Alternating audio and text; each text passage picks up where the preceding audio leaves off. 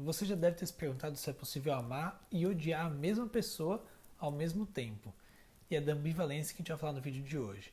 É um conceito muito importante para a psicanálise, principalmente na clínica. E para falar sobre isso, eu vou dividir entre duas perspectivas distintas. A primeira vai ser a gente entender que a ambivalência ela ocorre sempre que a gente está em dúvida sobre qual decisão tomar em relação a alguma coisa. Vamos pegar um exemplo de você não sabe se fica no emprego que está ou se sai, se você se mantém no relacionamento atual ou se parte em busca de um outro.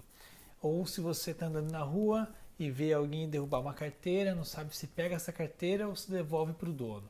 Então, sempre essa dúvida a gente pode chamar de ambivalência, que vai sempre ser resolvida logo que você toma uma ação, seja ficar com a pessoa que você está, ou seja partir para uma nova relação. A gente também pode dizer que essa ambivalência tem muito a ver com o desejo versus realidade. Então, no caso da carteira, você tem a vontade de pegar essa carteira, mas talvez sinta culpa se você pegar esse dinheiro para você. Ao mesmo passo que se você devolver para a pessoa, talvez depois você sinta uma frustração porque devolveu. Essa ambivalência é extremamente normal. Quando a gente resolve ela, como nesse caso, a gente depois pode acabar ficando clivado. Clivado é quando a gente toma uma ação, mas fica pensando naquela outra que a gente deixou de tomar. Então vamos supor que você está na dúvida se você vai para a praia ou se você fica em casa. E daí você acaba ficando em casa, mas a todo momento fica pensando, putz, se eu estivesse na praia com meus amigos, se eu tivesse ido e eu acabei ficando aqui estudando. Então esse sentimento a gente vai dizer que você está clivado, fez algo, mas queria ter feito outro. A ambivalência vem um pouco antes, é aquela dúvida que você tem, aquela angústia que você sente para tomar uma decisão. A ambivalência também, que é a segunda perspectiva que eu ia falar, que tem muito mais a ver também com amor e ódio, fica mais claro nesse exemplo, é quando a gente tem sentimentos contraditórios e opostos em relação ao mesmo objeto. Esse objeto, estou falando, pode ser uma pessoa ou de fato pode ser algum objeto. E isso ele começa a ser criado na gente, é extremamente normal, a gente começa a aprender a lidar com isso lá atrás quando a gente é bebê ainda. Isso de acordo com a teoria de Winnicott. Então, quando a gente tem a nossa mãe do nosso lado, realizando nossos desejos, dando de mamar ou dando atenção pra gente ama essa mãe. Mas quando ela está longe, quando ela não faz aquilo que a gente quer, quando a gente fica desamparado, a gente sente ódio dessa mãe.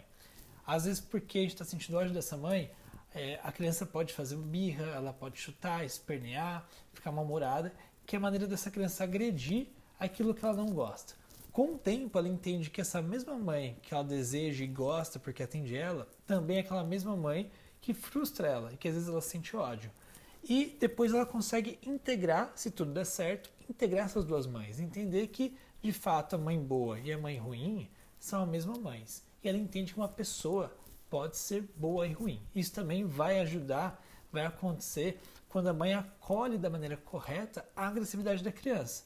Então, quando essa criança esperneia, bate, chuta, briga, essa agressividade da criança ou morde o bico do seio, ou soca a mãe, a maneira como essa mãe vai acolher a criança faz a criança entender que é normal ela sentir ódio, que é normal ela sentir ter essa agressividade e conseguir demonstrar essa agressividade. Como a criança entende que é normal ela ter isso, expressar isso, vai fazer também ela entender que é normal o outro ter isso e também se expressar. Com isso, essa criança cresce com a ideia de que as pessoas elas são boas e são ruins ao mesmo tempo e integra isso. Deixa de ter essa cisão, como a gente vê acontecendo muito com muitas pessoas na fase adulta, e é muito comum isso. Então, você divide o mundo entre bem e mal, porque você não consegue entender que são duas faces da mesma moeda. Você divide o mundo entre esquerda e direita, se alguma pessoa faz algo que você não gosta, então você já coloca ela no balaio das pessoas más, e ela não pode ser boa e má ao mesmo tempo. Assim como no relacionamento, você não entende que aquela pessoa ora vai te agradar e ora vai te desagradar. Porque isso é um ser humano normal, isso é uma pessoa normal, é esperado que isso aconteça.